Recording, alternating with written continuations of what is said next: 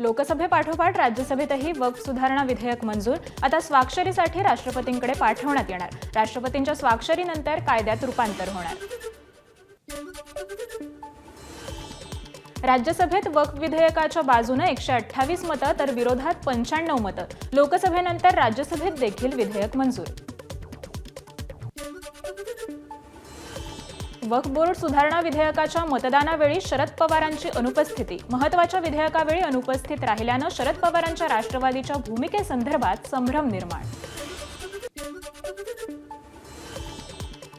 उद्धव ठाकरेंनी हिंदूंचा कायमच विश्वासघात केला. महाराष्ट्र भाजपची एक्स पोस्ट करत ठाकरेंवर बोचरी टीका. ठाकरेंच्या शिवसेनेनं बाळासाहेबांचं हिंदुत्व सोडलं यावर शिक्कामोर्तब. वक्फ सुधारणा विधेयकाच्या विरोधात मतदान केल्यानं एकनाथ शिंदेंची टीका. तर पत्रकार परिषद घेत ठाकरेंनी स्वतःची अब्रू काढून घेतल्याचंही शिंदेंचं वक्तव्य. मला एसनची म्हणता, तुम्ही युटी म्हणजेच यूज अँड थ्रो का? उद्धव ठाकरेंनी केलेल्या टीकेवर एकनाथ शिंदेंचा पलटवार. वक्फ सुधारणा विधेयकाविरोधात ज्यांनी मतदान केलं त्यांना धन्यवाद. रजा अकादमीचे चेअरमन सईद मुरी यांचं वक्तव्य. वक्फ सुधारणा विधेयकाचा देखील केला निषेध. बीडच्या कंकालेश्वर मंदिराची जमीन विश्वस्त रणजित सिंह चव्हाण यांनी परस्पर विकली. मंदिराच्या पुजाऱ्याचा गंभीर आरोप. अमित शहांनी मंदिराच्या जमिनीवर वक्फ बोर्डानं अतिक्रमण केल्याचा संसदेत मांडला होता मुद्दा. प्रशांत कोरटकरची कोल्हापूर जिल्हा सत्र न्यायालयात धाव. कोल्हापूर जिल्हा कनिष्ठ न्यायालयानं फेटाळला होता जामीन अर्ज. कोरटकरच्या जामीन अर्जावर आज सुनावणी होण्याची शक्यता. गृहराज्यमंत्री योगेश कदम आज बीड आणि जालना दौऱ्यावर. योगेश कदम घेणार देशमुख कुटुंबियांची भेट. यावेळी शिवसेना नेत्यांच्या भेटीगाठी देखील होणार. बीडमध्ये सतीश भोसले उर्फ खोक्याला वनविभागाच्या कोठडीत मारहाण झाल्याचा वकिलाचा दावा. खोक्याचे फोटो सोशल मीडियावर व्हायरल. वकिलाने केलेल्या दाव्यानंतर खोक्याला न्यायालयीन कोठडी. अंजली दमानी यांनी घेतली मनोज जरांगेंची भेट. सरपंच संतोष देशमुख हत्या प्रकरणाच्या तपासासंदर्भात चर्चा झाल्याची माहिती. परभणीमध्ये नवनाथ वाघमारे यांनी घेतली दिवंगत सोमनाथ सूर्यवंशीच्या कुटुंबियांची भेट. सोमनाथ सूर्यवंशी प्रकरणातील आरोपींना एकनाथ शिंदे वाचवत असल्याचा आरोप वाघमारेंचा.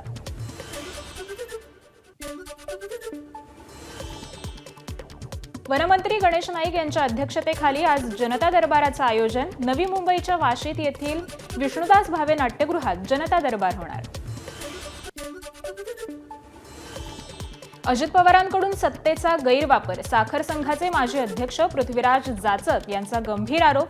इंदापूर तालुक्यातील छत्रपती साखर कारखान्याच्या निवडणुकीसाठी उपमुख्यमंत्र्यांकडून दबाव. जाचक यांचा दावा.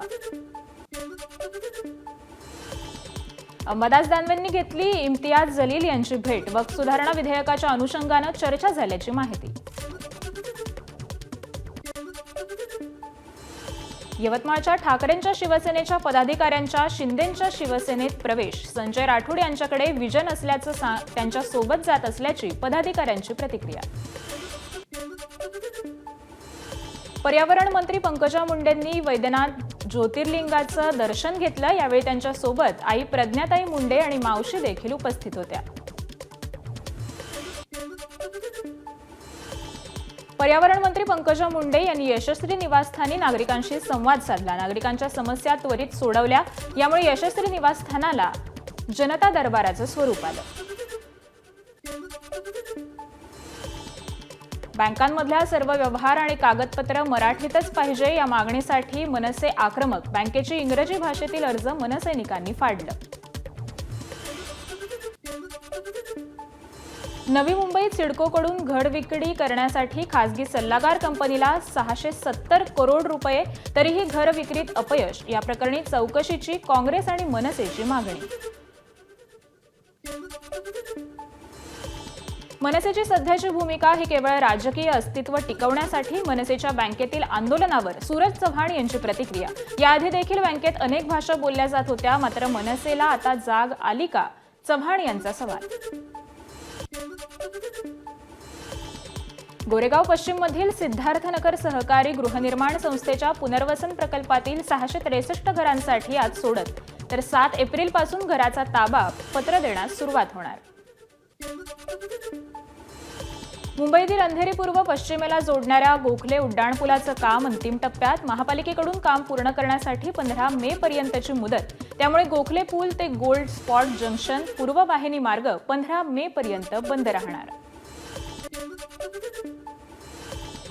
सिंहस्थ कुंभमेळ्याच्या पार्श्वभूमीवर नाशिक मनपाचा मोठा निर्णय. पालिकेतील 25 विभागात ई-प्रणाली प्रक्रिया सुरू होणार. अपुऱ्या मनुष्यबळाच्या अनुषंगानं प्रशासकीय कामांना गती मिळणार. महाराष्ट्रात राज्य रस्त्यांसाठी केंद्रीय रस्ते पायाभूत सुविधा निधीतून 1994 कोटींचा निधी मंजूर. केंद्रीय मंत्री नितीन गडकरींची माहिती. एसटीच्या जाहिरातींचं उत्पन्न 100 कोटींपर्यंत वाढवा. परिवहन मंत्री प्रताप सरनाईकांचे निर्देश.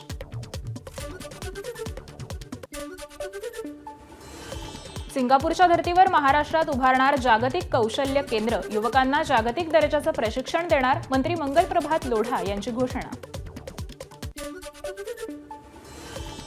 मुंबईतील रस्त्यांची कामं पावसाळ्यापूर्वी लवकरात लवकर पूर्ण करा. आमदार अतुल भातखळकरांचे महापालिका अधिकाऱ्यांना निर्देश.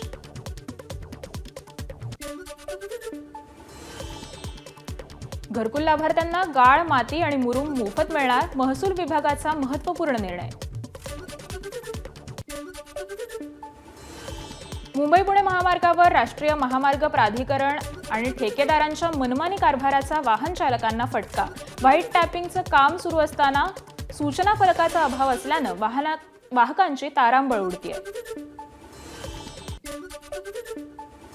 पुण्यातील दीनानाथ मंगेशकर हॉस्पिटल प्रशासनाच्या मुजोरपणाची. गर्भवती महिलेचा मृत्यू. उपचारासाठी हॉस्पिटल प्रशासनानं केली होती 10 लाखांची मागणी.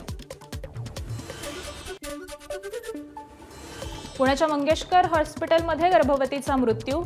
मीडियात येणाऱ्या बातम्या अर्धवट असून प्रकरणाची चौकशी केली जाणार. हॉस्पिटलच्या जनसंपर्क अधिकाऱ्यांची प्रतिक्रिया.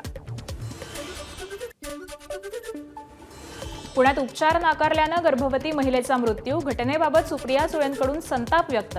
सरकारकडे केली सखोल चौकशीची मागणी. राज्यातील सर्व रुग्णालयांना तातडीच्या उपचारांसाठी स्पष्ट निर्देश देण्याची गरज असल्याचं मतही व्यक्त केलं. पुण्यातील काही रुग्णालयांच्या कामकाजातील त्रुटींमुळे त्यांच्या परवानग्या रद्द करून दंड लावण्याची आवश्यकता. रुपाली ठोंबरे यांची मागणी. शेगावातील गजानन महाराज मंदिरात येणाऱ्या भाविकांसाठी प्रीपेड रिक्षा सेवा सुरू.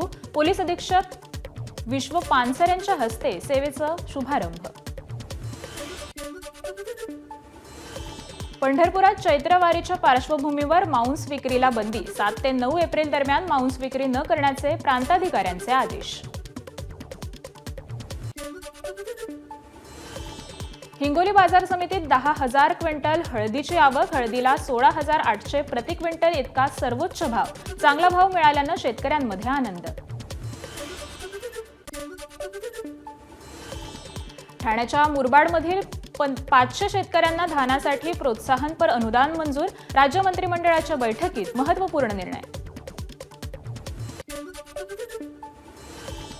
मुंबईमध्ये धूळ भेसळ प्रकरणी अन्न आणि औषध विभागाची विशेष मोहीम. जकात नाक्यावर दुधाची वाहतूक करणाऱ्या वाहनांची तपासणी केली. ऊस उत्पादक शेतकरी, ऊस तोडणी मजुरांसह सर्व घटकांच्या हितरक्षणासाठी सर्वसमावेशक कायद्याचा मसुदा तयार करा. अजित पवार यांचे निर्देश.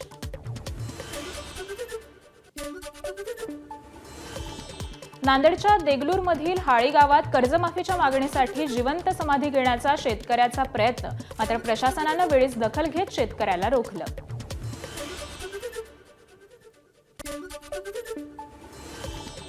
पीक विम्याच्या मागणीसाठी नांदेडमध्ये शेतकरी आक्रमक. पीक विमा कार्यालयात शेतकऱ्यांचा ठिय्या. जोपर्यंत पीक विम्याचा प्रश्न मार्गी लागत नाही तोपर्यंत आंदोलन सुरूच ठेवण्याचा पवित्रा. नाशिकला अवकाळी पावसाचा फटका बसल्यामुळे सातपूर फिडर सबस्टेशनमध्ये बिघाड. महावितरणाकडून युद्धपातळीवर दुरुस्ती सुरू. आज सकाळी पाणीपुरवठा पूर्णतः बंद राहणार. राज्यामध्ये पुढील 5 दिवस अवकाळीसह गारपिटीची शक्यता हवामान विभागानं व्यक्त केला अंदाज, त्यामुळे शेतकरी मोठ्या चिंतेत.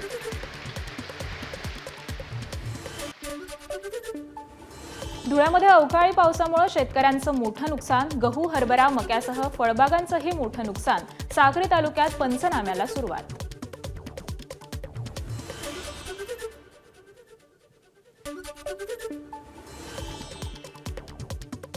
पुणे शहरातील मध्यवर्ती भागासह उपनगरात जोरदार पाऊस. अचानक आलेल्या पावसामुळे नागरिकांची तारांबळ. हवामान विभागाने दिला होता पावसाचा इशारा.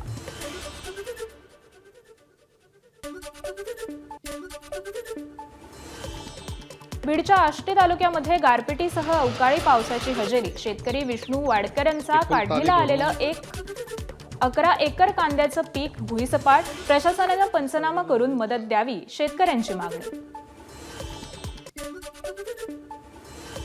नागपूर जिल्ह्यातील अनेक भागात अवकाळी पावसाची हजेरी. अचानक आलेल्या पावसामुळे नागरिकांची तारांबळ, तर उन्हाळी पिकांचं नुकसान होण्याचीही दाट शक्यता.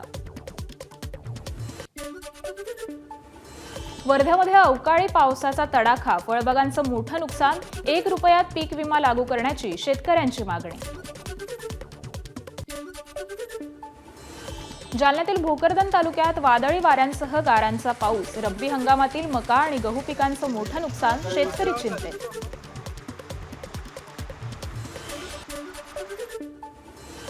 वाशिम जिल्ह्यात सलग 3ऱ्या दिवशी अवकाळी पाऊस. सलगच्या पावसामुळे शेतकरी चिंतेत. सोलापुरात मेघगर्जनेसह अवकाळी पावसाची जोरदार हजेरी. पावसामुळे वातावरणात गारवा निर्माण. मात्र उन्हाळी पिकांचं नुकसान होण्याची दाट शक्यता. गोंदिया जिल्ह्याच्या काही भागात हलक्या स्वरूपाच्या अवकाळी पावसाची हजेरी. पावसामुळे रब्बी हंगामातील पाण्याअभावी करपलेल्या धान पिकाला नवसंजीवनी मिळणार. हिंगोलीच्या सेनगाव तालुक्यातील गोरेगाव, कडोळी, केंद्रा गावाच्या शिवारात अवकाळी पाऊस. हळद पिकासह उन्हाळी पिकांना फटका बसण्याची शक्यता. पिंपरी चिंचवड शहराच्या विविध भागात विजांच्या कडकडाटासह मुसळधार पाऊस. अचानक आलेल्या पावसानं नागरिकांची तारांबळ. परभणी जिल्ह्यातील विविध भागात जोरदार वाऱ्यासह पावसाची हजेरी. ज्वारी, हरभरा आणि गहू पिकांचं काही प्रमाणात नुकसानही झालं. जालना जिल्ह्यातील भोकरदन तालुक्यात गारपिटीसह अवकाळी पावसाची हजेरी. रब्बी हंगामातील पिकांचं नुकसान झाल्यानं शेतकरी चिंतेत. रायगडच्या महाड तालुक्यातील विनेरे परिसरात मुसळधार पाऊस. पावसामुळे महाड रस्त्यावर एसटी बसचा अपघात. सुदैवानं कोणतीही जीवितहानी नाही.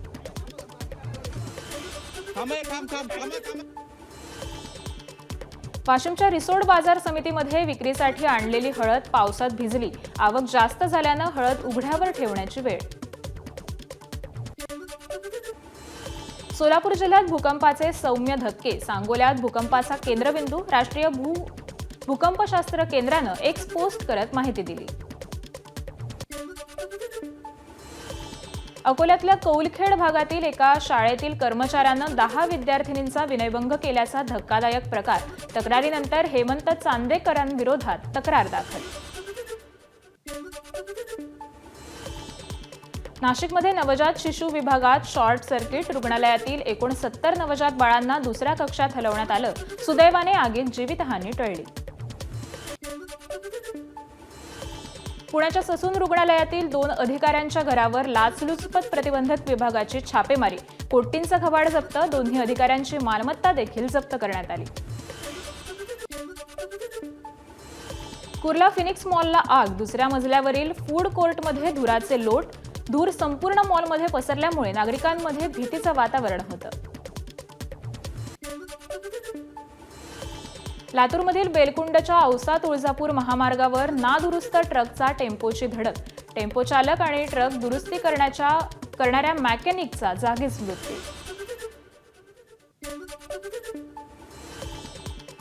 वडाळ्यामध्ये इंधन माफियांचा पर्दाफाश. अन्न आणि नागरी पुरवठा विभागाची मोठी छापेमारी.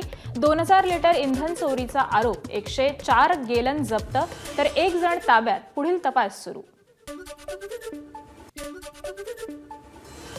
अहिल्यानगरच्या कर्जत पंचायतीसमोर मिराज गावच्या ग्रामस्थांचं हलगी बजाव आंदोलन. विकास कामांमध्ये कोट्यावधींचा भ्रष्टाचार झाल्याचा आंदोलकांचा आरोप.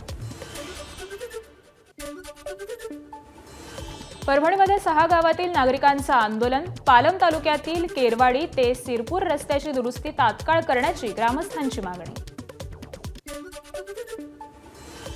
अवकाळी पावसामुळे भंडाऱ्यात भूमिगत पाईपलाईनमध्ये खोदलेले रस्ते चिखलमय. या चिखलावरून अनेक जण घसरून पडत असून वाहन चालकांना देखील गाडी चालवताना चांगली कसरत करावी लागते. वाशिम शहरात कर्कश आवाज करणाऱ्या 17 बुलेटस्वारांविरोधात कारवाईचा बडगा. शहर वाहतूक पोलिसांकडून कारवाई करत कर्कश सायलेन्सरवर नष्ट. नांदेड पोलिसांकडून 65 जीवघेणी शस्त्र जप्त. 200 गुन्हेगारांच्या घराचीही घेतली झडती. कोम्बिंग ऑपरेशन राबवत पोलिसांनी केली कारवाई. लातूरमध्ये बोगस अनधिकृत नारायणा ई टेक्नो स्कूल बाहेर पालकांचा राडा. शाळेतून पाल्याची टीसी काढण्यासाठी पालकांची गर्दी. या अनधिकृत शाळेला मनसेनेही ठोकलं कुलूप. मुंबईच्या बोरिवलीमध्ये दारुड्यानं नशेत महिलेला मारहाण करत घर पेटवलं. घटना सीसीटीव्हीमध्ये कैद. आरोपीला पोलिसांकडून अटक.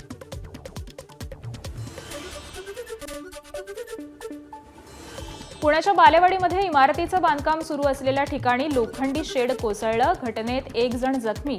वाहनांचंही मोठं नुकसान.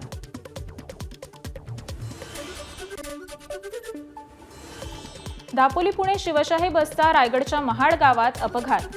ब्रेक फेल झाल्यानं अपघात झाल्याची माहिती. घटनेत 3 प्रवासी जखमी.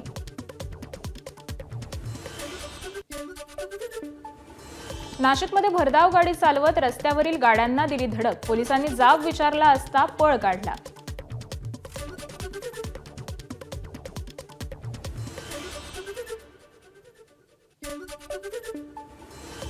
वसईच्या पेणकरपाडा परिसरामध्ये पतीनं केली पत्नीची हत्या. सुरुवातीला आत्महत्येचा बनाव रचल्यानंतर पतीनं अखेर पत्नीच्या हत्येची कबुली दिली. अनैतिक संबंधाच्या संशयांवरून हत्या केल्याचं उघड.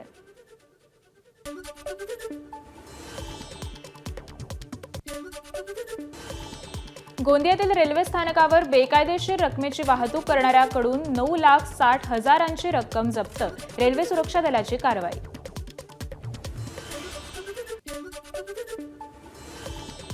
चंद्रपूर जिल्ह्यातील अनिर्बंध मद्य परवाने वाटपाची एसआयटी चौकशी होणार. आमदार देवराव भोंगळे यांनी गृहमंत्र्यांकडे केली होती चौकशीची मागणी. सांगलीच्या जत तालुक्यात आमदार आपल्या दारी उपक्रम. नागरिकांचे प्रश्न तात्काळ सोडवण्यासाठी आमदार गोपीचंद पडळकर यांच्याकडून उपक्रमाचं आयोजन.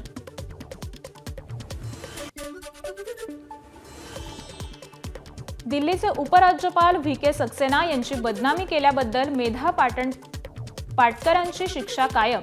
5 महिन्यांचा तुरुंगवास आणि 10 लाखांच्या दंडाची सुनावण्यात आली होती शिक्षा.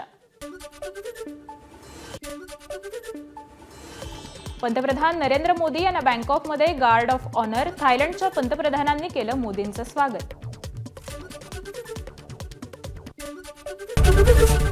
एबीपी माझा, उघडा डोळे बघा नीट.